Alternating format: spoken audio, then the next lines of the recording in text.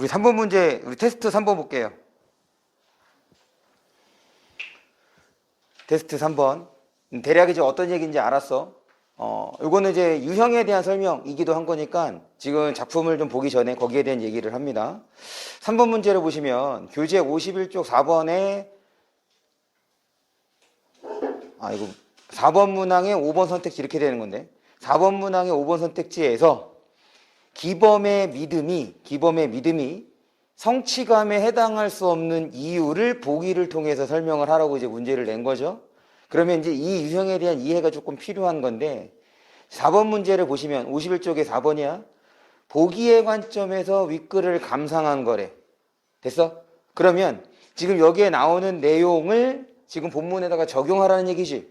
그럴 때야 지금 보기에서 하나 둘 셋 넷 네 번째 줄 봅니다. 네 번째 줄을 보시면 거기 이때 나오고 이때 다음부터 읽어볼게요. 동일시의 상대를 부정하거나 외면당하지 않았다고 자신의 처지를 합리화한데 또는 관심을 다른 데로 돌려 그 상황에서 아예 벗어나고자 한데 무사와 악사에서 기범이 보이는 행동들, 기범이 보이는 기행과 궤변은 일규를 동일시하려는 상대로 인식한 데서 비롯한 것으로도 볼 수 있대. 지금 이 문제는 일규의 행동과 일규의 발언을 뭐로 보라는 거야? 일규와의 동일시로 보라는 얘기인 거죠. 이해했어? 그럼 자, 이 문제에서 선택지들에 깔린 거는 지금 여기에서의 일규 행동을 뭐로 보자는 거야? 동일시하려는 것과 관련해서 해석해 보라는 거야. 됐어요? 그럴 때야 지금 동일시에 해당하는 설명이 보기에서 설명을 해준 거죠? 그럴 때 어디를 보시냐면 이번에는 보기에서 두 번째 줄을 봅니다. 이를 통해 심리적 위안이나 성취감을 느끼기도 하지만 그 다음이죠. 거기다 물기 표시해 주세요. 그 상대로부터 외면받거나 그가 부재한 상황에서는 마음의 상처를 입는데 그러니까 이 동일시와 관련해서 일규가 나타내는 반응은 두 가지가 되는 거지. 됐어? 지금 하나는 심리적 위안이나 성취감을 느끼기도 하지만 다른 상황에서는 그런 감정을, 그런 반응을 한다는 얘기인 거잖아. 그러면 이제 5번을 봅니다. 다시 이 문제의 전제는 일규의 기범의 행동과 기범의 언행을 뭐로 보라는 거야? 동일시의 관점에서 보라는 거야. 그래서 5번 선택지를 보면 기범이 일규를 입에 올릴 자격이 없다는 것이 그러니까 동일시에 대한 대상에 대한 존경심이라면 지금 이제 존경심이라고 표현을 한 거잖아. 그럼 지금 그거를 그 동일시의 관점에서 보라는 얘기인 거지. 그러고 난 다음이야. 그거라면 사람만이 지닌 이상한 초능력이야. 그럼 사람만이 지닌 이상한 초능력은 이거는 어디에서부터 믿고 있었던 거야? 지금 이거 다음부터 볼게요. 제 나름의 어설픈 추측입니다만 그분은 사람만이 지닌 이상한 초능력을 믿으시는 것 같았습니다. 됐어? 지금 요 생각은 언제부터 갖고 있었던 거야? 언제부터? 기범이 언제부터 갖고 있었던 거야? 여기 오기 전부터 갖고 있었던 거지. 이 산골에 들어오기 전부터. 맞아? 그럼 산골에 들어왔던 계기는 뭐 때문인 거야? 산골에 들어왔던 계기는 일규의 죽음 때문에 산골로 들어온 거죠. 됐어? 그러고 난 다음이야. 그런데 산골에 들어왔을 때 지금 이 기범이 보이는 모습은 전에 나가 기범이 알고 있었던 모습하고 같아 달라. 다르죠? 그리고 그 모습은 누구에 가까워? 일규에 가까운 거란 말이야.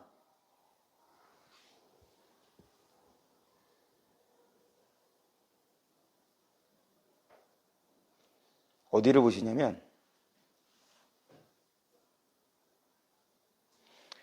미음 다음입니다. 미음 다음이야. 본문에서 미음 다음이에요. 그래서 이곳에 온 후 사람이 갑자기 달라진 거요 라고 했을 때 지금 나는 기범이 어떤 사람인지를 알고 있으니까 달라졌다고 이제 인식을 하지만 반면에 이 산골에 있는 사람은 그런 인식을 해 안 해? 안 하지. 산골에서는 계속 같은 모습을 보였으니까. 그 모습이 뭐였냐면 다른 사람을 도와주는 모습이란 말이야. 맞아? 그럼 이제 그것이 기범의 모습이 달라진 거지. 그러면 지금 앞에 있던 다시 사람만이 지닌 이상한 초능력, 이거는 지금 인류가 살아있을 때 혹은 살고 죽고 난 다음에도 계속해서 요 기범이 갖고 있는 생각이라고 볼 수가 있는 거지. 맞지? 다시 지금 이 문제에서의 요구는 지금 인류를 지금 동일시의 대상으로 보라는 거잖아. 맞아? 그러니까 다시 5번 선택지 봅니다. 사람만이 지닌 이상한 초능력에 대한 기범의 믿음은 지금 인류와 관련되는 건데, 동일시를 통한 성취감. 그러면 지금 동일시가 되려면 어때야 돼? 그 대상이 존재해야 되는 거지. 지금 그 이때 윗부분을 보시면 이때의 윗부분을 보시면 보기에서 그 상대로부터 외면받거나 그가 부재한 상황에서는 마음의 상처를 입는다. 이렇게 됐던 거 아니야. 다시. 그러면 이거는 어떤 걸 얘기하는 거냐면 저 친구는 지금 이 지문 안에서 사람만이 지닌 이상한 초능력이 이게 인류와 관련된 거냐 관련되지 않은 거냐 거기에 대해서 알 수 없다라고 얘기를 한 거죠. 그런데 지금 내가 왜 이 얘기를 하냐면 이 문제는 지금 이거를 바탕으로 보라고 얘기를 했으니 지금 여기에서 보이는 이 믿음은 이미 인류랑 관계를 맺었을 때부터 갖고 있었던 믿음으로 볼 수 있는 거잖아. 그러니까 그 믿음은 인류와 관련성을 맺는다고 나는 본 거야. 그러면 같은 방식으로 나머지 선택지도 한번 볼까요? 나머지 선택지도 지금 1번 선택지를 볼게요. 인류의 죽음에 충격을 받고 세상 살 재미가 없어졌다는 기범의 말이 사실이라면 뒤에 거는 문제가 없네. 그 다음에 2번 선택지야. 기범이 자신을 발길로 걷어찼던 인류로부터 외면받았다고 본다면 얘도 문제가 없네. 인류와 서로 사랑했다고. 이것도 이제 문제가 되는 거지. 왜 문제가 될까? 지금 아까 저 친구의 관점이라면 사실 2번 선택지도 문제여야지.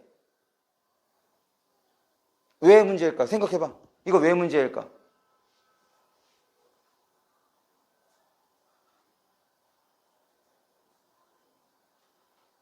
이거 왜 문제야?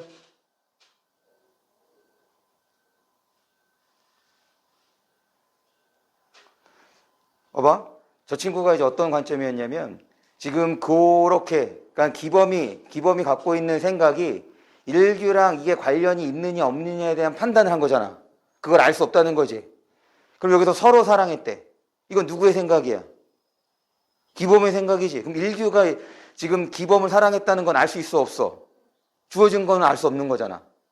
맞아? 그러니까 지금 그와 같은 관점에서 보면 사실 2번 선택지도 문제일 수 있는 거거든.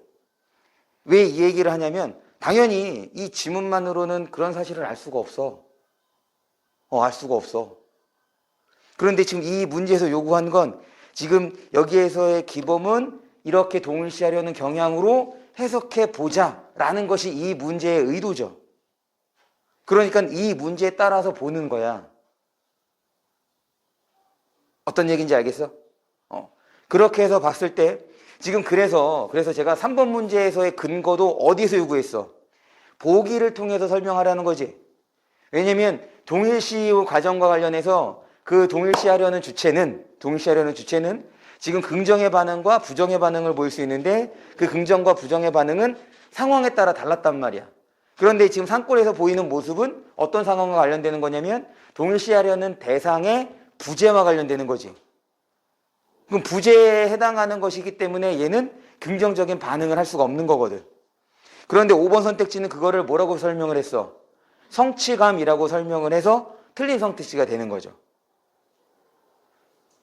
이해했어? 그러니까 이거는 문제에서 요구하는 바가 무엇인지를 한번 좀 생각을 해보고 다시 지금 서로 믿었다는 거 그래 이건 어디까지나 기범의 입장인 거니까 일기가 어떻게 생각했는지는 알 수가 없어. 마찬가지야. 사람만이 지닌 이상한 초능력 또한 이것도 일기와 무관하게 그냥 기범이 갖고 있는 생각일 수도 있단 말이야. 됐어요? 그런데 문제에서는 지금 일규를 이렇게 보자라고 정한 거니까 지금 그걸로 문제 삼는 것은 조금 문제의 의도와는 거리가 있는 거고, 그런 측면에서 2번 선택지도 볼 때, 2번 선택지도 볼 때 그렇게 볼 수 있다는 얘기를 하는 거예요. 됐죠? 지금 이런 문제의 의도 한 번 더 생각을 해주셨으면 좋겠어요. 또 좀 더 궁금한 거는 이따가 다시 한번 질문을 해주세요. 재현? 오케이. 좀 더 궁금한 거는 이따 다시 한번 끝나고 질문해 주시고.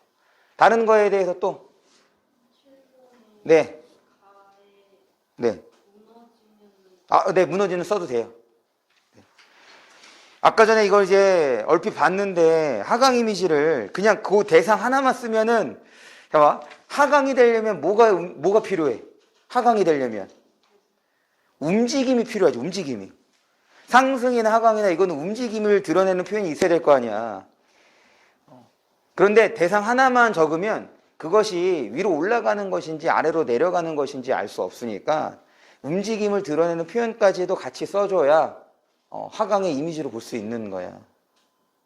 이거는 일단 이제 여러분들의 답을 어떻게 하는 건지는 이제 취지는 아니까, 여러분들의 의도는 아니까 맞게 하는 거는 문제 없을 것 같은데, 여러분들이 판단할 때는 꼭 그것까지도 생각을 해주시고 판단을 해주셨으면 좋겠습니다. 또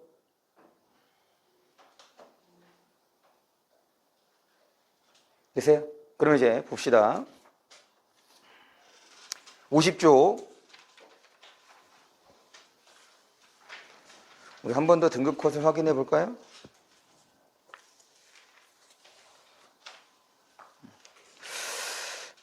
우리 화작의 경우는 90, 83, 74, 65, 90, 83, 74, 65, 언매는 86, 78, 70, 61, 86, 78, 70, 61. 그러면 첫 번째 현대소설부터 볼게요. 현대소설. 일단 기본적으로 소설하면 당연히 사건이 중요하지.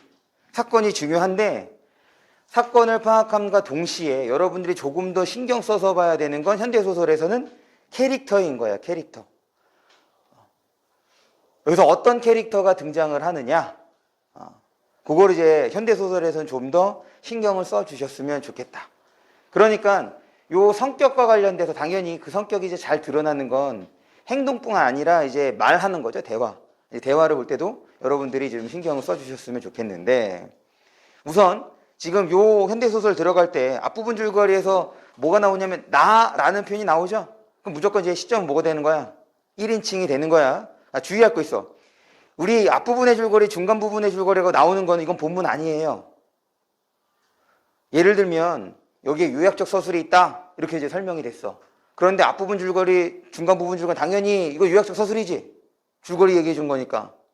그런데 이거는 선택지와 무관한 거야. 그냥 여러분들의 정보를 제공해 주는 거지 그것이 본문 속에서 선택지의 대상이 되는 건 아니야. 이거 좀 구분해 주시고, 어쨌든 나가 등장했으니까 1인칭 시점이라고 생각을 해 주시고, 다만 이 작품 이 지문이 좀 재밌는 게 뭐냐면 여기서는 앞부분의 줄거리를 여러분들이 신경을 쓰고, 물론 다른 지문들도 마찬가지긴 하지만 좀 더 신경을 쓰고 봐야 지금 지문에 대한 이해가 온전해질 수가 있는 거죠. 어디를 보냐면, 나는 기범이 죽기 전에 무슨 일이 있었는지 알기 위해, 그러니까 여기에서의 나라는 인물보다 초점이 되는 인물은 이제 누가 되는 거냐면 기범이 되는 거지. 그리고 죽기 전에 무슨 일이 있었는지 알기 위해 라고 얘기를 했으니까 나는 기범에 대해서 이거 어떤 반응이라고 생각해 줄 수 있을까? 긍정일까? 부정일까? 얘에 대해서 궁금한 거잖아. 그러니까 긍정이라고 생각을 해야죠. 계속 기범의 행적을 잘 알고 있는 임 씨를 만나 사연을 거기다 묶여 표시합니다. 사연을 듣기 전에 일규의 장례식에 있었던 기범과의 과거 일을 회상한다. 그러니까 먼저 나타나는 장면은 뭐인 거야? 기범과의 과거의 일이 되는 거고, 그러고 난 다음에는 이제 임 씨와의 대화가 되는 거고, 그거를 좀 주의해 주시고, 그러고 난 다음입니다. 앞부분 줄거리 다음에 서술이 나오는 것이 아니라 바로 대화가 나와. 대화가 나오면 무조건 그 대화는 누구와 누구의 대화인지를 여러분들이 판단을 해야 돼. 이건 기분이야. 그럴 때야. 지금 이제 일규 장례식이었어. 그러면서 거기 세 번째 줄 볼게요. 본문의 세 번째 줄이야. 기범은 순간 잔을 던지고 미친 듯이 웃기 시작한다. 그러고 난 다음이야. 그러고 난 다음에 그래. 내 말이 맞다. 나는 그놈을 입에 올릴 자격이 없다. 하지만 누가 그놈을 진심으로 사랑한 줄 아냐? 너희냐? 너희가 그놈을 사랑한 줄 아냐? 나는 긴장했다. 그의 눈에서 번쩍이는 눈물을 보고 너는 그놈이 아깝다고 했지만 나는 그놈이 죽어 세상에 살 맛이 없다. 그래서 얘는 뒷부분을 통해서 앞부분 먼저 내가 일기를 어떻게 아냐? 너가 내 관계 뭘 안다고 감히 일기를 입에 올리냐? 라고 화를 낸 인물이 나가 되는 거고. 그래서 지금 이 앞에서 앞부분 줄거리에서 기범에 대해서 궁금해하는 것 긍정의 반응이라고 했는데 지금 일기와의 장례식에서는 긍정의 반응이 아니라 지금 부정의 반응을 보고 있다는 것을 여러분들이 먼저 판단하는 것이 필요해. 왜 그러냐면 지금 중약다음에서 나가 깨닫는 게 있죠. 나가 깨닫는 게. 나가 깨닫는 게 뭐야? 지금 중약 다음에서 나가 깨닫는 게 일규에 대한 아니죠 미안 기범에 대한 깨달음을 얻는 것이 그동안 내가 알아왔던 기범이 그 기범이 아니었던 거야. 내가 기범에 대해서 오해했다고 지금 생각을 하고 있는 거잖아. 대상에 대해서 무언가를 깨달았어. 뭔가를 알게 됐어. 그럼 기본적으로 뭐가 달라질 수 있는 거야? 태도가 달라질 수 있는 거죠. 태도가. 지금 인물의 태도가 달라진다, 인식이 달라진다, 무언가를 깨닫는다. 이거 여러분들이 파악할 때 놓쳐서는 안 되는 요소야. 왜냐면 우리가 지난주에 21학년도 수능 문제를 풀 때도 거기에서 이제 전쟁 통해서 깨달음을 얻었단 말이야. 근데 그게 뭐에 대한 깨달음이었냐면 전쟁에 대한 깨달음이 아니라 자기 자신에 대한 깨달음이었던 거거든. 내가 어떤 사람인지를 알게 된 거란 말이지. 그러니 태도가 달라진다고. 지금 그것처럼 여기에서도 이거는 사실 소설뿐 아니라 시에서도 똑같아요. 시에서도 화자가 뭔가를 깨달으면 여러분들이 그 다음에 뭘 또 봐야 되느냐? 화자의 태도가 달라지는지를 봐야 돼. 깨달음을 보면 화자의 태도가 달라지는지를 보는 거야. 그러면 시에서 화자가 깨닫는 것, 화자가 알게 되는 것 가장 대표적인 게 뭐냐면 자기 자신이야. 시에서 자기 자신에 대해서 돌아봤더니 내가 이런 것들을 잘못했다는 것을 알게 됐어. 반성을 했어. 그러면 반성을 하고 그치는 것이 아니라 뭐까지 될 수 있어야 돼? 태도의 변화까지도 이어질 수 있어야 되는 거거든. 그런데 시에서 보면 태도의 변화까지 나타내는 작품들이 생각보다 많지 않아. 다시 내가 이 얘기를 왜 하냐면 문학에서 깨달음을 어떤 인물이든 깨달음을 얻게 됐어. 그러면 그것이 뭐랑 연결된다? 태도와까지 연결이 된다. 그럼 태도가 달라질 수 있다. 대상에 대한 혹은 환경에 대한 화자의 인식이 반응이 달라질 수 있다는 것을 유념하고 읽어나가는 것이 필요하다. 그 얘기 하려고 좀 길게 얘기했습니다. 계속해서 중략 다음을 봅니다. 이제 중략 다음을 보니까 원래 그 사람 도회지에서 살던 사람인데 왜 그때 도시를 버리고 깊은 산골 살았는지 모르겠군 해서 이제 앞부분의 줄거리를 여러분들이 적절하게 처리를 했다면 그 사람은 이제 바로 누가 되는 거냐면 기범이 되는 거죠. 물론 거기에서 그 사람에 대해서 처리가 되지 않더라도 지금 쭉 읽어 나가면서 자연스럽게 이 둘의 대화에서 말하고 있는 대상이 누구인지가 처리가 되는 것이 필요하겠다는 거. 그럴 때 오른쪽 지문입니다. 오른쪽 지문에서 여러분들이 좀 중요하게 반응해야 되는 건 거기 두 번째 문단이라고 생각을 할게. 두 번째 문단 첫 번째 줄을 보시면 나는 순간 가슴 한 구석에 뭔가가 미미하게 부딪혀오는 진동을 느꼈다. 찾았어? 네, 그 문단 마저 볼게요. 진동의 진상은 확실하지 않지만 그 다음 물결 표시해 주세요. 나는 그것이 기범을 이해하는 어떤 열쇠가 아닌가 생각했다. 그러니까 그 다음에서의 내용은 기범을 나가 어떻게 이해했는지 혹은 전에 어떻게 알고 있었는지 그래서 지금 그 생각이 어떻게 달라졌는지를 파악할 수 있어야겠지.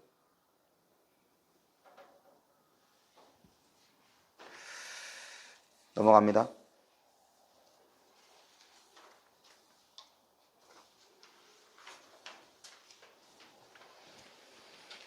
1번 문제 볼게요.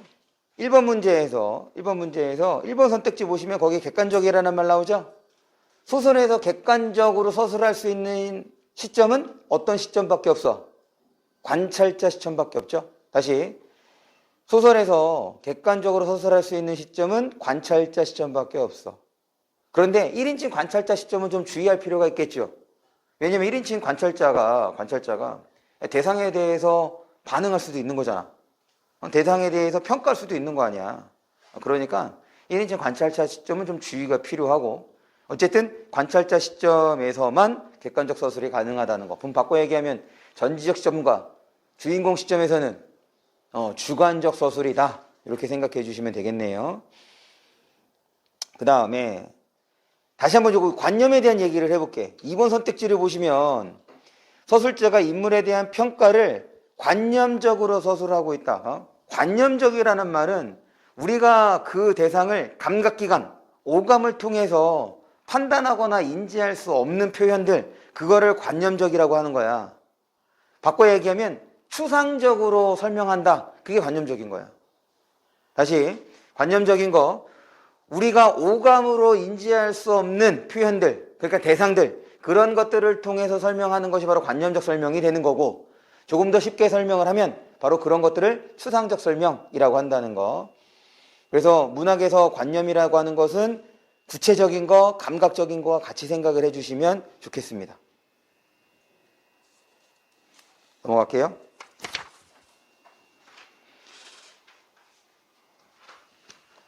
(52쪽) 52쪽에서 한시는 특별히 어려운 게 없을 것 같고, 고전시가를 좀 보는데, 요 고전시가 관련해서 한 번 더 요거를 좀 확인하고 넘어가죠. 어디를 확인할 거냐면 54쪽의 6번 문제예요.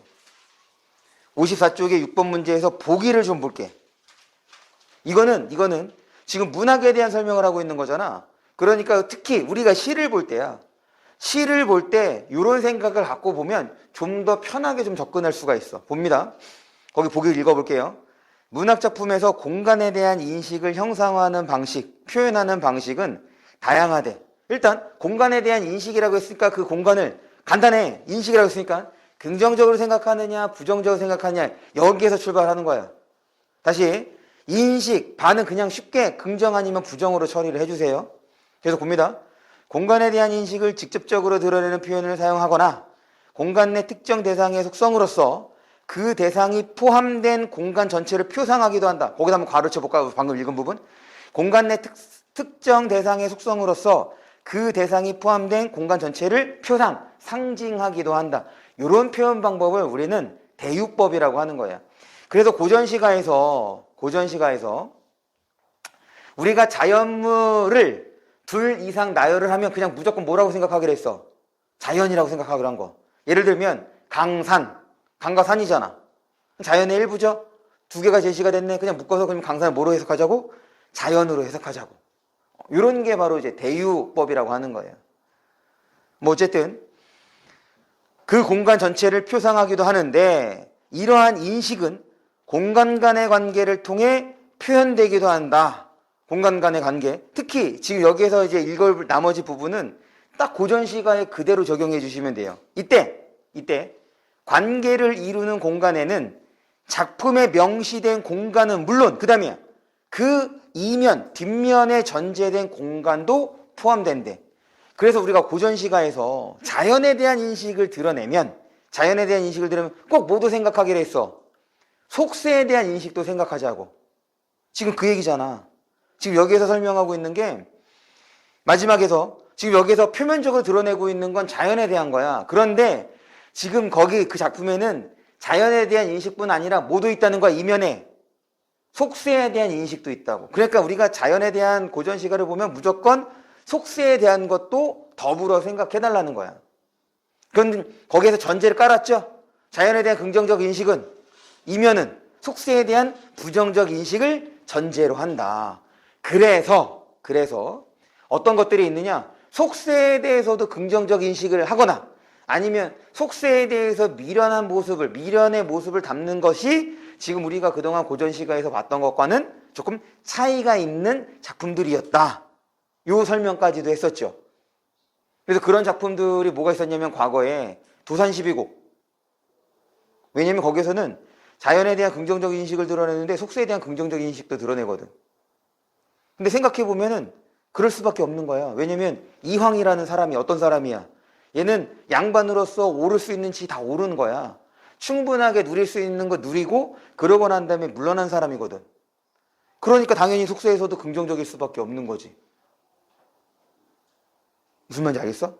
그럼 뭐 나중에 깊이 있게 한번 생각을 해보면 되는 거고. 어쨌든 중요한 건 자연에 대한 긍정적 인식을 드러낸 작품이다. 그럼 그 이면에는 속세에 대한 부정적 인식이 깔려있다고 생각을 해주면 돼. 다만 그런 인식을 드러내느냐 드러내지 않느냐의 차이가 있는 거예요. 그런 인식을 드러내느냐 드러내지 않느냐의 차이. 지금 요게 4번 문제와 관련되는 건데 테스트 4번이에요. 테스트 4번과 관련되는데 그럼 이제 나 작품을 좀 볼까? 봐봐. 속세에 대한 부정적 인식을 드러내려면 최소한 뭐에 대한 언급이 있어야 돼? 속세에 대한 언급이 있어야 돼. 다시 속세에 대한 부정적 인식을 드러내려면 속세에 대한 언급이 있어야 된다고. 그리고 또 뭐도 있어야 되는 거냐면 반대하는 모습도 있어요. 반대적인 모습도 있어야 돼. 그러니까 여기에서 이런 거지. 지금 이면에 깔려 있는 게 속세에 대한 부정적인 거라고 했으니까 야, 여기에서는 다툼이 없지. 라고 말하면 여기에서 다툼이 없지. 라는 얘기는 어디에선 다툼이 있다는 거야? 그래, 속세에선 다툼이 있다는 거야. 그럼 이거는 속세에선 다툼이 있기 때문에 지금 여기를 선택했다가 되기 때문에 지금 그런 표현에서는 속세에 대한 부정적 인식이 드러난다 라고 이제 얘기를 하는 거거든. 이해했어? 다시 속세에 대한 부정적 인식을 드러내려면 속세와 관련된 요소가 있어야 된다 라는 거. 그러면 지금 1곡부터 봅니다. 나 작품에서 1곡이에요. 도연명이 죽은 후에 또 연명이 나다니 밤마을 옛 이름이 때마침 같구나. 돌아와 수절전원이야. 그와 내가 다르랴. 그와 내가 다르지 않다는 거죠. 그럼 여기에서 그가 지시하는 대상은 누가 되는 거야? 도연명이라고 돼야지. 됐어? 그러면 이때 도연명은 긍정이야 부정이야? 그렇지. 나랑 동일시했잖아. 자기가 자기를 부정하진 않을 거 아니야. 이건 되게 중요한 전제야. 무슨 말이냐면 기본적으로 화자가 하려는 거 있죠? 그건 다 긍정이라고 보시면 됩니다. 다만 가끔 뒤집어지는 경우가 있어. 그건 이제 반어적이겠지. 그건 정말 가끔이야. 한 1% 정도밖에 안 돼. 근데 충분히 작품을 보면 화자가 하려는 그 행동이 부정적인 요소라는 것을 알 수 있는 것들이 있어요. 그건 나중에 작품이 나오면 작품을 보고 좀 설명을 할게. 다시 화자가 하려는 건 일단 긍정이라고 생각을 해주시고 또 하나 주어가 따로 나오지 않아. 그럼 무조건 그냥 주어를 화자라고 생각을 하세요. 주어가 생략되어 있으면 화자야. 그 다음 8곡이야. 삼공이 귀하다 한들 이 강사한가 바꿀 수 이런 거지. 지금 삼공이라고 하면 바로 속세적 가치를 보여주는 거죠. 부기영어와 관련되는 거 요소가 되는 거니까. 귀하다 한들 이 강산과 바꿀 것이냐 바꾸지 않는다는 얘기인 거지. 이 두 개를 견주고 뭐하고 있어? 강산이 좋다고 얘기를 하고 있는 거잖아. 그럼 당연히 얘가 뭐가 되는 거야? 부정적이게 되는 거야. 그래서 8곡은 속세에 대한 부정적 인식이 나타난다고 볼 수가 있겠다. 마찬가지 3곡뿐 아니라 또 뭐가 있냐? 속세와 관련된 가치를 드러내줄 수 있는 소재. 만호후가 있네요. 됐어? 그 다음 10곡입니다. 10곡. 어지럽고 시끄러운 문서 다 주워 내던지고 돌아오니. 그럼 어디에 있다가 돌아왔다는 거야? 속세에 있다가 돌아왔다는 얘기가 되야죠. 그리고 속세에서는 어지럽고 시끄러운 문서와 관련되는 거고. 그러니 10곡에서도 속세에 대한 부정적 인식. 그러니 10곡 마지막 줄이야. 이도록 시원하랴. 시원하다는 얘기지. 그 다음에 15곡입니다. 세보들 가지 꺾어 낚은 고기 꿰어들고 그 다음에 주가를 찾으러 낡은 달에 건너가니 그럴 때 지금 이 뒤쪽에 있는 문제하고도 관련되는 건데 4번 문제네요. 4번 문제의 오답률이 56.3%. 4번 문제 오답률이 56.3%. 거기에서 사실 이제 1번 선택지에서 어려운 거는 그 다에 해당하는 거거든. 판교. 판교라는 인물이 화자가 따르고자 하는 인물인지를 이게 판단하기가 쉽지가 않아. 한 번에 알 수가 없어. 그래서 중요한 건 뭐냐면 나머지 선택지들이야. 나머지 선택지들이 틀렸다고 판단하는 것이 훨씬 더 중요해. 다시 지금 다를 보시면 첫 번째 줄, 다의 첫 번째 줄, 판교는 마음에 맞지 않는 관직을 버리고 거리낌 없는 자유로운 심경에 여생을 보냈다. 이거 한 줄밖에 없어. 그러고 난 다음에 그게 그 다음에 나오는 내용이 이게 판교에 해당하는 것인지 자기 자신에 해당하는 것인지가 명확하게 구분되는 표현들이 아니거든. 그래서 사실 이 문제를 처음 접할 때 판교가 지금 따르고자 하는 인물인지에 대해서는 물음표가 찍히는 것이 나는 정상적이라고 봅니다.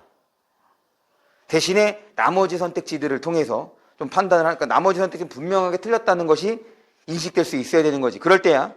그럴 때 지금 그 15곡을 좀 보시면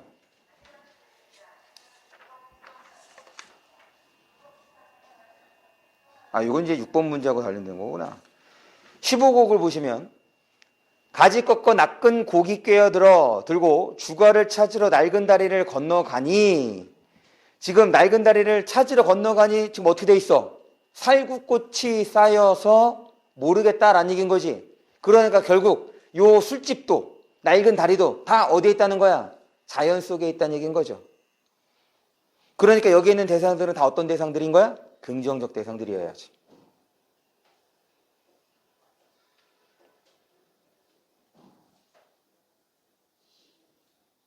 그 다음에 지금 17곡을 보시면 최행수 쑥다리 마세, 조동갑 꽃다리 마세. 지금 화자는 계속 어디에 있었어? 자연 속에 있었던 거지. 그러면 쑥다림 하는 것과 꽃다림 하는 것은 자연과 관련되는 요소라고 봐야겠죠? 그 다음이야.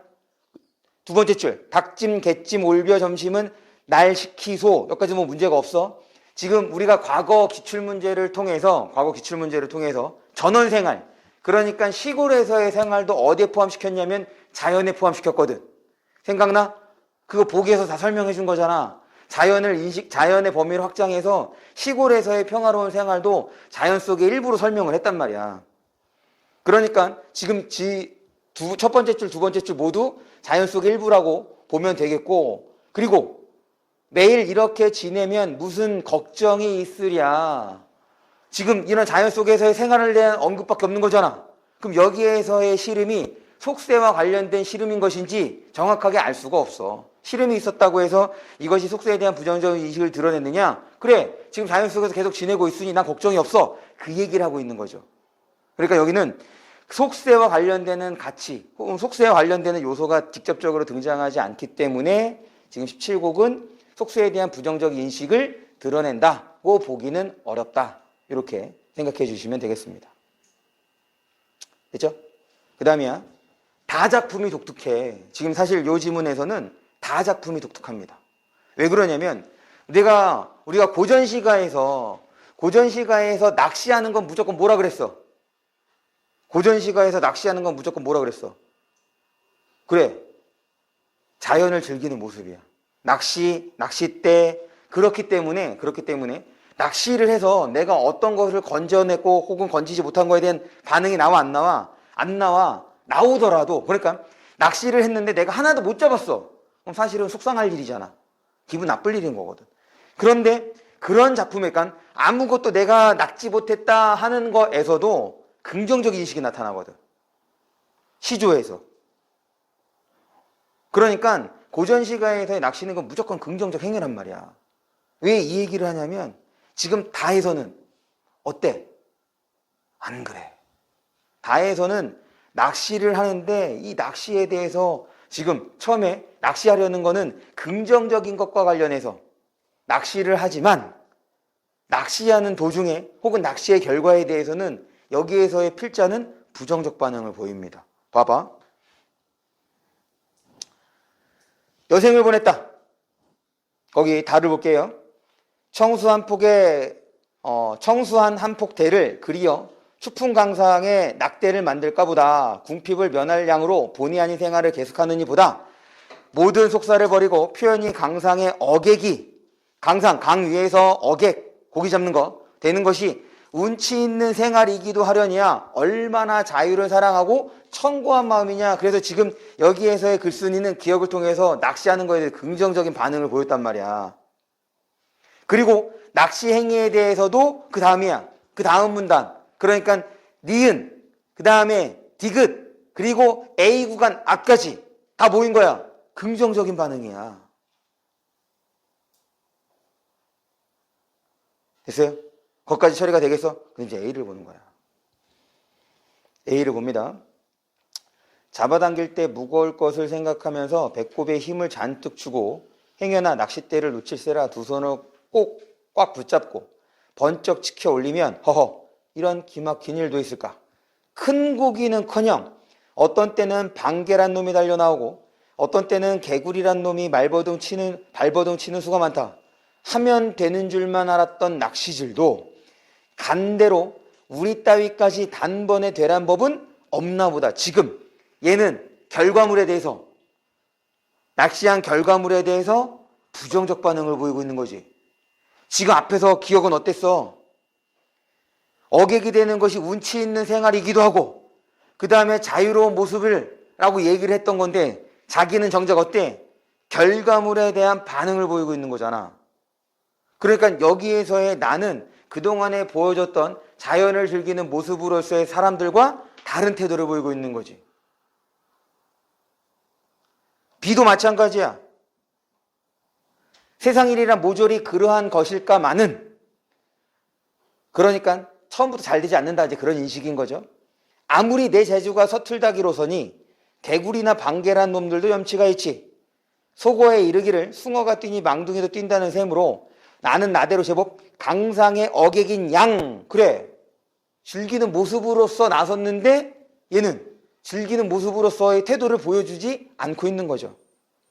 나섰는 판에 그래도 그럴듯 미끈한 잉어까지야 못 물린다 손 치더라도 고기도 채면은 알법한치라 하다못해 붕어 새끼쯤이나 안 물리려 하는 판에, 그러니까 얘는 애초에 다른 사람들, 그러니까 우리가 고전 문학에서 봤던 낚시를 하는 사람들과 애초에 다른 마음으로 낚시를 한 거지.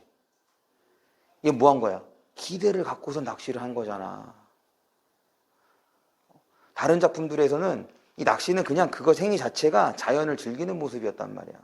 그런데 여기에서의 나는 기대를 갖고서 낚시를 했다는 거지. 야, 그래도 내가 낚시를 하면 못해도 이런 것들은 잡겠지. 야, 그래 낚시 운치 있지? 게다가 내가 낚시를 하면 이것도 잡을 수 있지. 이거였다고. 그런데 결과가 개구리 올라오고 개 올라오고 하니까 빡친 거죠. 봐봐. 지금 자연에서 이 자연을 즐기는 게 제대로 됐어 안 됐어? 안 됐어. 그래서 리을을 봅니다. 세상이 매우 뒤숭숭하니 고요히 서재나 지키어 한묵의 위로 푹 박혀 있자는 것도 말처럼 쉽사리 되는 것은 아니라, 그렇다고 거리로 나가 성격 파산자처럼 공연술에 왔다 갔다 하기도 부질없고 보이는 것 들리는 것이 모조리 심사 틀리는 소식밖에는 없어. 그래도 죄 없는 곳은 내 서재라 하여 며칠만 틀어박혀 있으면 계속 어떤 모습인 거야? 계속 어떤 모습인 거야? 속세에 대해서 인식하고 있는 모습이죠. 지금 보통 잊으려고 했으면 거기 그 대상에 대해서 생각을 하면 돼, 안 돼? 안 되잖아. 마음이 풀어지진 않더라도 어떻게 되는 거냐면 최소한 마음은 가라앉아야 될 거 아니야. 그런데 마지막 쪽 보면 어떻게 돼? 그만 속에서 우라가 터져 나온다. 그러니까 여기에서 이 다에서의 인물은 속세에 대한 미련과 속세에 대한 인식을 아예 끊지 못하고 있는 모습을 보여주고 있는 거지. 그런 면에서 우리가 그동안 고전문학과 관련된 어떤 수필들을 봤을 때 좀 다른 양상이 나타나는 모습이라 볼 수가 있겠습니다. 그 결과 얘도 깨달음을 얻었네. 봐봐, 마지막 문단이야.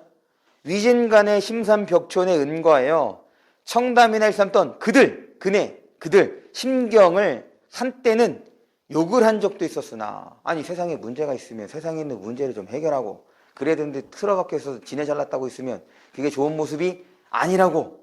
그러니까 지금 욕했다 그건 거잖아. 그런 사람들 욕했는데 막상 나 자신이 그런 심경에 처해보고 하니 고인, 옛사람의 불우한 그 심정을 넉넉히 동감하게 된다. 그러니까 이런 경험을 통해서 지금 자기가 전에 욕했던 사람들의 심정을 알게 됐다. 공감하게 됐다. 동감하게 됐다. 그런 모습을 보이고 있는 거죠. 그래서 지금 이 작품은 지금 우리가 좀 이제 자연과 관련해서 고전 시가에서 혹은 고전 문학에서 봤던 인물들의 모습하고는 좀 다른 양상을 보이고 있다. 그 정도 봐주시면 좋을 것 같고, 아까 얘기했던 4번 문제 마저 볼게요. 53쪽에 4번이야.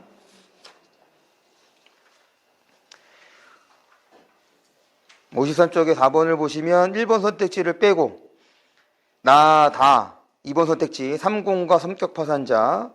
지금 3공은 세속에서의 높은 지위 맞는데 성격 파산자는 그렇지가 않은 거죠. 그 다음에 3번에서는 세보들 가지 한복태는 화자와 글쓴이가 동일시 아니지. 지금 이거는 뭐가 관련되는 거야? 자연과 관련되는 요소들이었던 거죠. 그 다음에 4번에서 고기와 송사리는 화자와 글쓴이가 그런 것도 없어. 다 자연의 모습입니다. 그 다음에 나와 다에서 시름과 욕은 글쓴이가 자신을 억압하는 존재. 전혀 알 수가 없죠. 그 욕은 또 그거와 관련이 없는 사람들이었지. 욕한 대상들은. 그래서 지금 4번 문제는 나머지 선택지들을 처리하는 것이 훨씬 더 좀 중요한 요소라고 봐주시면 될 것 같습니다. 잠깐 쉬었다가 나머지 두 지문 볼게요.